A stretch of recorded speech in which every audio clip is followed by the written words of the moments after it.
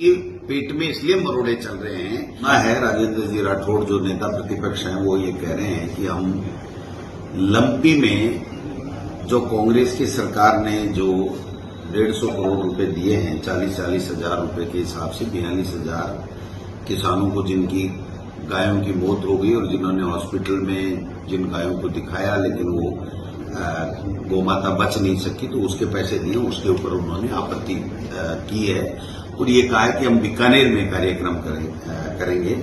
मैं कहना चाहता हूं कि आप गोमाता के नाम से वोट ले लेके केंद्र में और विभिन्न राज्यों में समय समय के ऊपर आप लोग सत्ता में आए हो, लेकिन वास्तव में गोमाता के प्रति अगर सेवा करने का जज्बा है तो वो कांग्रेस की सरकार है। मुख्यमंत्री अशोक गहलोत जी ने आते ही आपने देखा होगा कि पिछले 5 साल में गौशालाओं के अनुदान के लिए जो पैसा था वो 3 महीने से ऊपर ये नहीं बढ़ा पाए और हमने 9 महीने गौशालाओं के अनुदान का पैसा बढ़ाने का काम किया और जिससे गौमाता जो है वो मौत की शिकार नहीं हो पाई, बची रही और सारे साधु संतों और गौ सेवकों ने इसकी बहुत बुरी प्रशंसा की थी।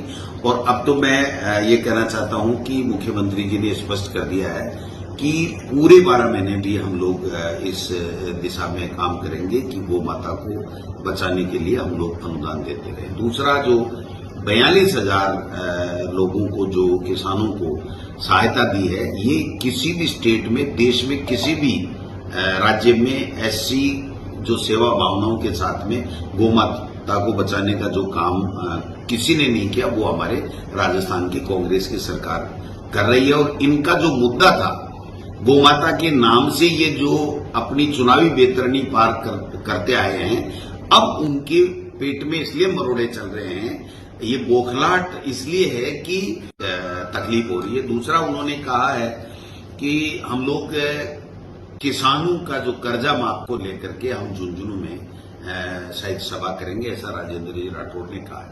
उस पर मैं कहना चाहता हूं कि सबसे ज्यादा कुठाराघात अगर केंद्र की मोदी सरकार बीजेपी और आरएसएस ने किया तो वो किसान वर्ग है जिसके ऊपर कुठाराघात उन्होंने किया है।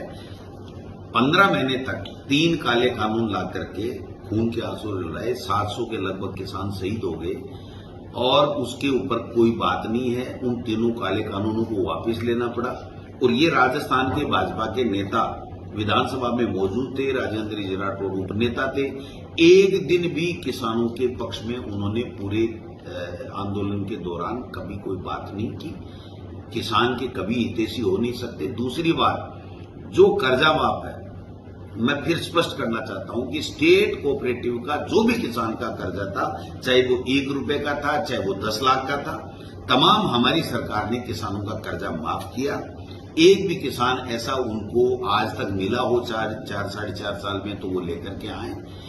केवल और केवल जो केंद्रीय सहकारी बैंक अमित शाह जी के केंद्र के अधीन है और नेशनलाइज्ड बैंक जो रिजर्व बैंक और केंद्र के अधीन है वित्त मंत्रालय के, उनका हमने बार मुख्यमंत्री जी ने चिट्ठी लिखी है कि आप 1 टाइम सेटलमेंट का प्रावधान कीजिए रिजर्व बैंक से बात करके, और उसका जो पैसा राज्य के किसान के हिस्से का आता है वो हम राज्य सरकार वहन करने को तैयार है, जमा कराने को तैयार है, तो उसमें भी नहीं बोल रहे। तीसरी, किसान के बेटों के साथ में जो इन्होंने अन्याय किया है, एक तरीके से मैं कहना चाहता हूं कि जो ये भर्ती सेना में अग्निपथ के आधार योजना के तहत अग्निवीरों की है, वो सबसे ज्यादा अगर प्रभावित हुआ है कोई किसान का बेटा या किसान का परिवार तो वो झुंझुनू, सीकर और चूरू और इन जिलों में हुआ, क्योंकि हजारों की संख्या में फौजी जो है देश की सेना 5 लाख लोग हम यहां जयपुर में इकट्ठा करके और सेक्रेटेरिएट को घेरेंगे। तो अभी इन्होंने 1 लाख का टारगेट दिया था और 1500 लोग इकट्ठे कर पाए थे। तो क्या हम उसी रेशियो में भी अगर माने तो भी अगर 5 लाख का 15% भी ये करेंगे तो उतने लोग भी ये नहीं कर पाएंगे। इनके कहने से आता कौन है? आप देखिए, इनके संगठन की दुर्गति बनी है जो राजेंद्र जी राठौड़ के नेता प्रतिपक्ष बनने और सीपी जोशी जी के अध्यक्ष बनने के बाद में एक भी कार्यक्रम संगठन जारी नहीं करता है। सारे के सारे कार्यक्रम की घोषणा राजेंद्र जी राठौड़ करते हैं। तो मैं पूछना चाहता हूं कि बीजेपी में तो जीरो हो गया भाई संगठन। सीपी जोशी जी को बेचारों को बनाया क्यों, जब उनकी इतनी ही नहीं चलती, उनको पता ही नहीं है कि कब क्या प्रोग्राम करना है। वो प्रोग्राम की घोषणा ही राजेंद्र राठौड़ कर रहे हैं, तो फिर तो वन मैन शो हो गया। और वो ये नहीं बता पा रहे हैं कि हमारा चेहरा कौन होगा, क्या होगा। बार बार कहते हैं कि मोदी जी हमारा चेहरा होंगे। तो मोदी जी तो कर्नाटक में भी मोदी जी चेहरा थे, कर्नाटक में मोदी जी चेहरा थे। मोदी जी की क्या दुर्गति हुई, बीजेपी की क्या दुर्गति हुई, आप देख लीजिए। वही कमल का निशान था, वही मोदी जी का चेहरा था। तो कर्नाटक से इन्होंने सीख नहीं ली हो तो मैं पुनः कहना चाहता हूं, वही पंजाब में मोदी जी का चेहरा, कमल का निशान, वहां भी दुर्गति हुई।